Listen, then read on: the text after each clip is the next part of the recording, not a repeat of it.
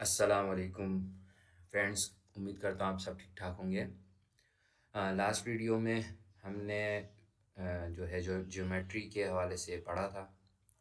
Model box हमने और इसको एडिट किया था एडिटेबल पॉली में जाके।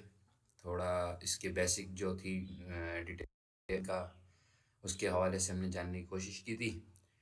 तो इंशाल्लाह आज जो है इस वीडियो में आप पढ़ेंगे जो है शेप के हवाले से मैं आपको बेसिक्स जो है किसी भी मॉडल में या आर्किटेक्चर वर्क में इसका क्या इस्तेमाल है ये ज़रूर जानना चाहिए।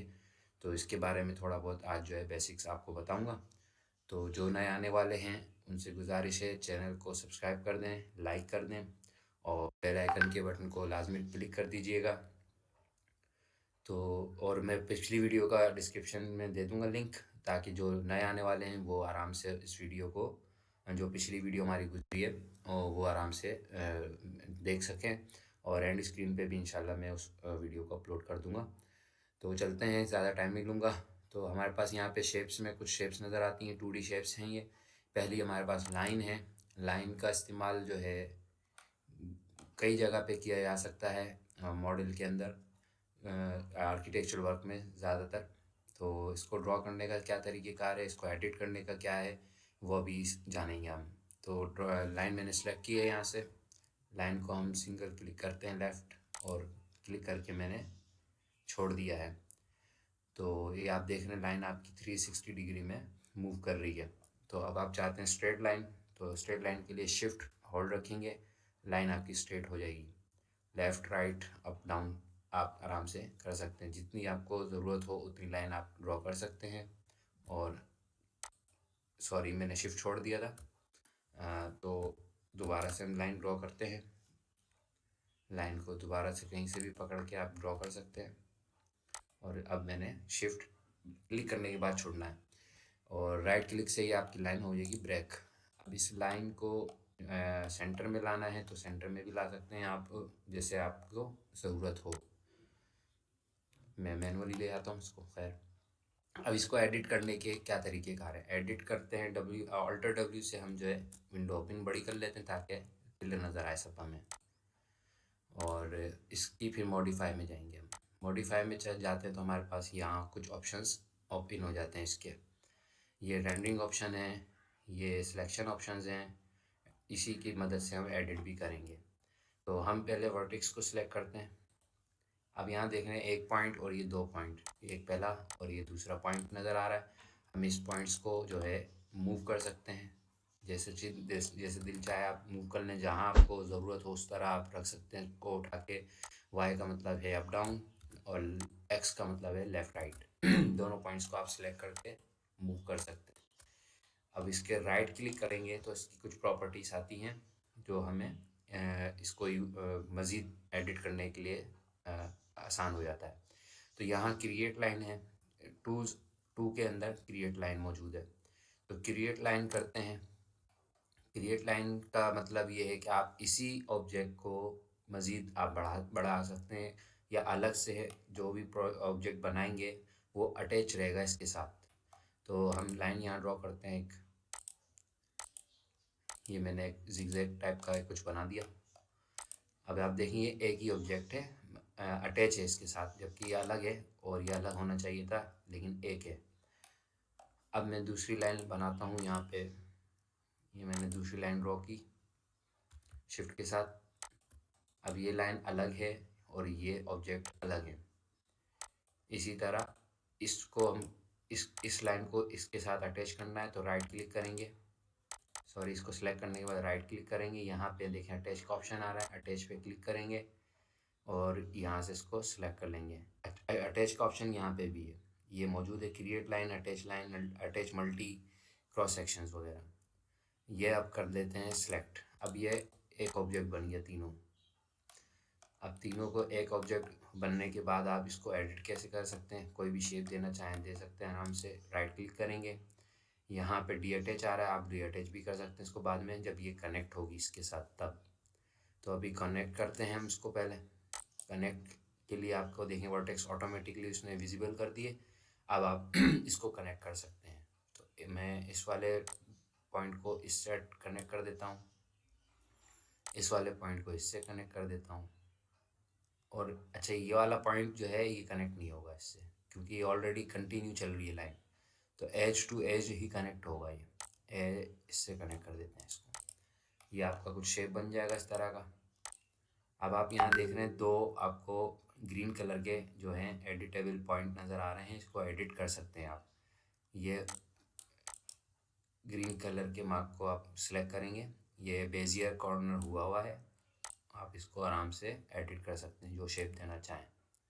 ये छोटा बड़ा भी कर सकते हैं। राइट क्लिक करेंगे तो ये यहाँ पे आपको नज़र आ रहा होगा चेक लगा हुआ बेजियर कॉर्नर, ये बेजियर कर दूंगा तो ये इस तरह आपको पूरा पॉइंट एक साथ मूव कर सकते हैं। कॉर्नर बेजियर में एक एक पॉइंट को आप यूज़ कर सकते हैं। कॉर्नर कर देंगे तो ये इस तरह कॉर्नर बन जाएगा। ये वाला बेजियर हुआ है, इसको कॉर्नर बेजियर हुआ, कॉर्नर करेंगे तो ये लाइन स्ट्रेट हो जाएगी, और इसको आप इस तरह स्ट्रेट कर सकते हैं। अगला ऑप्शन क्या आता है इसके अंदर वो देखते हैं।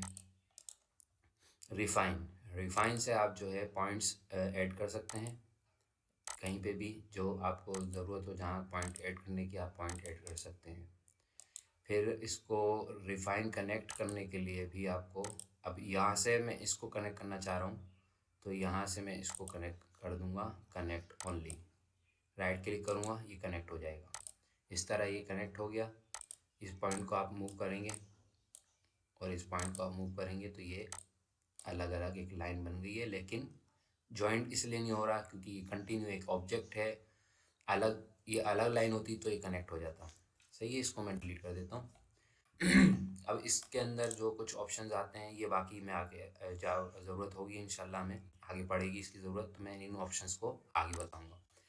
अभी इसके अंदर जो ऑप्शंस हैं वो आप इसको जैसे कि आपका ये कॉर्नर को अभी अपना कॉर्नर बना हुआ है, तो इसको आप रेडियस करना चाहें तो इसको रेडियस करने का ऑप्शन भी मौजूद है यहाँ पे। ये रहा फ्लिट करना चाहें यानी राउंडेड करना चाहेंगे, राउंडेड हो जाएगा। इसको शेमफर करना चाहें या इसको करना चाहें, हम इसको कर लेते हैं कॉर्नर करके। ये शेमफर, ये रहा, ये शेमफर हो गया। अब मैं आपको एज के उसमें चले जाते हैं। एज का ऑप्शन जो है इसका, ये एजेस है। अब ये एजेस को मैंने रिमूव किया, इस वाले एज को रिमूव कर देता हूँ मैं। 1 बाय 1 भी आप सिलेक्ट कर सकते हैं, ऑल टू ऑल भी सिलेक्ट कर सकते हैं विंडो सिलेक्शन से। अब मैं इस पॉइंट को और इस पॉइंट को जोड़ना चाह रहा हूँ और वर्टेक्स सेलेक्ट करूँगा। यहाँ से भी कर सकते हैं, यहाँ से भी कर सकते हैं। इन दोनों वर्टेक्स को मैंने सेलेक्ट किया, नीचे आया, फ्यूज़ करूँगा तो ये आपस में मिल जाएंगे, लेकिन ये कनेक्ट नहीं हुए, अभी भी अलग अलग हैं, कनेक्ट नहीं हुए, यानी करीब हो गए, कनेक्ट नहीं हुए। कनेक्ट के लिए आप क्या करेंगे, वेल्ड कर देंगे, इसको वेल्ड करेंगे, ये ऑटोमेटिक एक आपस में कनेक्ट हो जाएंगे। ये ऑप्शंस हैं, ये इनका इस्तेमाल आप जो है आगे करेंगे, आगे देखेंगे इन चीज़ों को किस तरह मॉडल के अंदर कैसे इस्तेमाल किया जाता है। तो इसी को अगर आप चाहते हैं कि अभी थोड़ा सा शेप दे देते हैं, हम इसको कुछ ना कुछ अच्छा सा प्यारा सा शेप दे के कोशिश करते हैं। ऑल सेलेक्ट करके मैं इसको कॉर्नर कर देता हूँ मैं सबको, ताकि मैं कोई शेप देना चाहूँ तो इसको मैं दे सकूँ। मैं रेक्टेंगल भी बना सकता हूँ, लेकिन मैं इसी शेप को यूज़ कर रहा हूँ इसलिए कि आपको समझ में आए कि एक शेप के साथ आप क्या क्या कर सकते हैं। अब आप चाह रहे हैं कि बॉर्डर बन जाए, बॉर्डर से मुराद ये वॉल थिकनेस जिसे हम देते हैं ऑटोकैड वगैरह में, इसमें भी आप इस आसानी से दे सकते हैं। तो तीसरा ऑप्शन है स्प्लाइन, सिलेक्ट करेंगे और पूरा ऑब्जेक्ट जो है साथ ही सिलेक्ट हो जाएगा, और नीचे जाके आप देखेंगे आउटलाइन ये आउटलाइन है, क्लिक करेंगे इस पर और यहाँ ऑब्जेक्ट पे आएंगे, ये आप देखें ऑफसेट हो जाएगा। अंदर की तरफ करना चाहें अंदर, बाहर की तरफ करना चाहें बाहर हो जाएगा, और ये आपका इस तरह एक ऑब्जेक्ट बन जाएगा। ये ऑफसेट हो गया यानी कि दोनों। अब इसको आप चाहेंगे तो एक्सट्रूड भी कर सकते हैं। एक्सट्रूड वगैरह की चीज़ें जो है मैं आगे बताऊंगा, क्योंकि वो 3D में भी शुमार हो जाएगी। अभी मैं 2D शेप्स के हवाले से बता रहा हूँ मैं आपको।